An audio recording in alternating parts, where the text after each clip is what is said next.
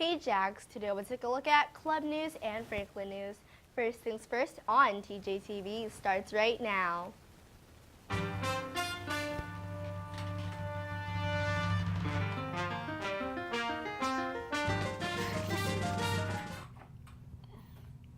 Good morning, Toby Johnson. I'm Asha, and it's First Things First period on Thursday, January 17th, 2019. That means it's time for First Things First on TJTV. I'm Jalen. If you've been paying attention to the news, you probably know that the U.S. government has been partially shut down since midnight, December 21st, 2018. More specifically, work at 9 departments, as well as agencies making up about 25% of federal government, has either ground to a halt or is being conducted at a slower pace because the budget to fund their day-to-day operations has not been approved by Congress. As a result, a fraction of 800,000 employees who are considered non-essential have been forced to take a leave of absence. The essential employees are expected to report for duty as usual, but will not get paid until the budget has been approved.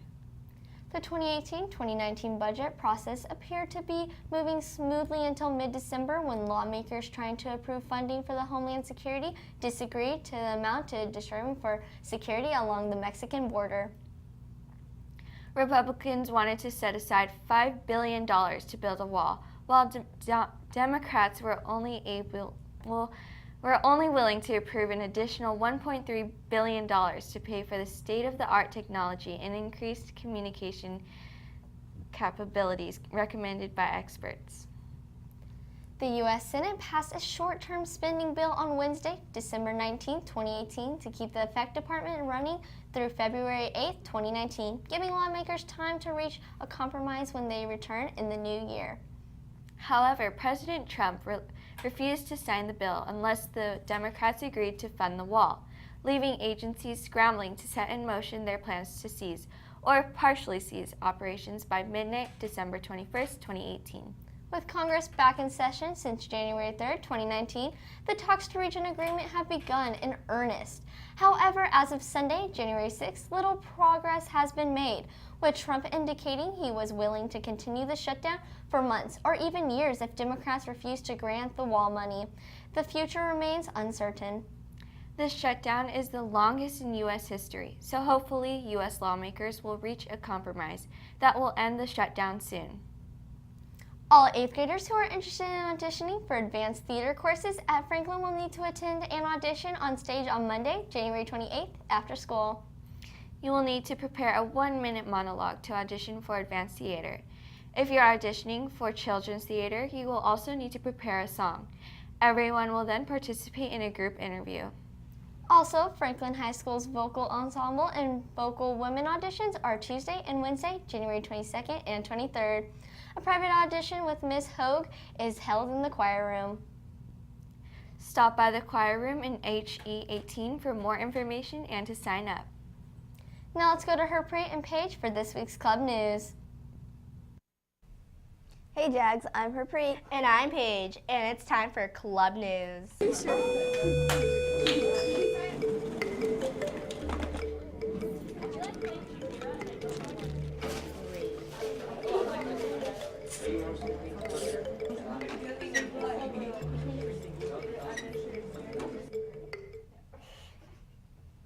Battle of the Bookers. Due to the weather and today's likely 3-lunch schedule, Battle of the Books is delayed until next Thursday. Look forward to seeing you then. Dynamics has a meeting today after school, like usually planned. Science Olympians. We are meeting today after school from 3 to 4 p.m. in room MK6. You must attend at least 2 meetings per week in order to hold on to your events in our upcoming competition that's less than 2 months away. If you are also involved in Cyber Patriots, we expect to see you today. See you after school. 7th graders, a new club is starting next week, the Debate Club. Come to MF1 during lunch on Mondays to discuss and debate current events and news. Mathletes. There's an important meeting on Friday, January 18th from 7:30 to 8 a.m. in room MF11. Math competition is next week. Attention all Royal J members. All current 7th and 8th grade Royal J members will meet today at 3 p.m. in Miss Rashid's room, MH8. Remember that you must attend at least one meeting per term to remain in Royal J. If you are a 7th grader interested in Royal J, please come to a Royal J orientation meeting today at 3 p.m. in Miss Neff's room, MF8. That's it for us. I'm Harpreet. And I'm Paige. Now back to the desk. Thanks, Paige and Harpreet. In other school news, golden tickets are still being handed out. Make sure to continue being safe, kind, respectful, and responsible so that you can earn Jag swag that you can put in classroom drawings to win a golden ticket.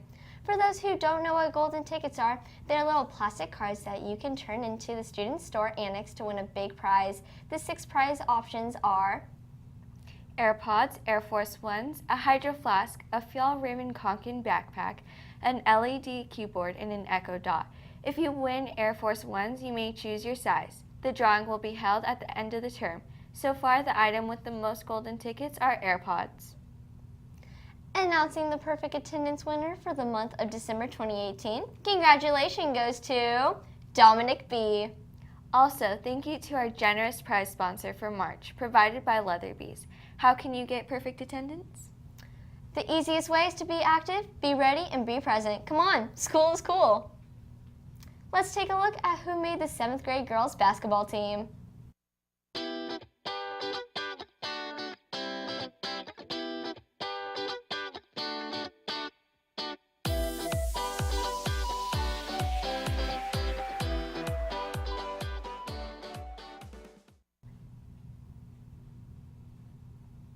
Congratulations to the 7th grade girls.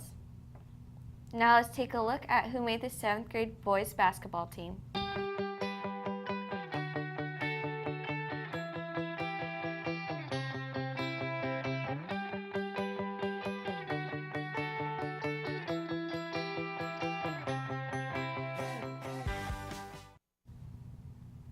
Congratulations to the 7th grade boys. Did you know that pizza is the food that is most associated with the indicators of addiction? The addiction of pizza can lead to loss of control over consumption, cravings, and continued consumption despite the negative consequences of overeating. Pizza has a combination of fat, sugar, and salt. This combination pleases a set of neurons in the brain called amygdala that makes the brain very happy. Herbert Stone, a sensory scientist, for 50 years has worked with some of the nation's top pizza companies in order to enhance pizza's appeal to consumers. The combination, when heated, has enormous appeal. A really well-done pizza sauce will have garlic, onion, and green herbs to work with the viney and sulfury part of the tomato. And when you do all that well, you are creating this very, very well-paired grouping of individual foods to give you a unified symphony of flavors.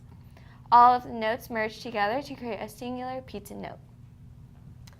Along with the taste, the texture of pizza, and the color palette plays an important role in its addictiveness.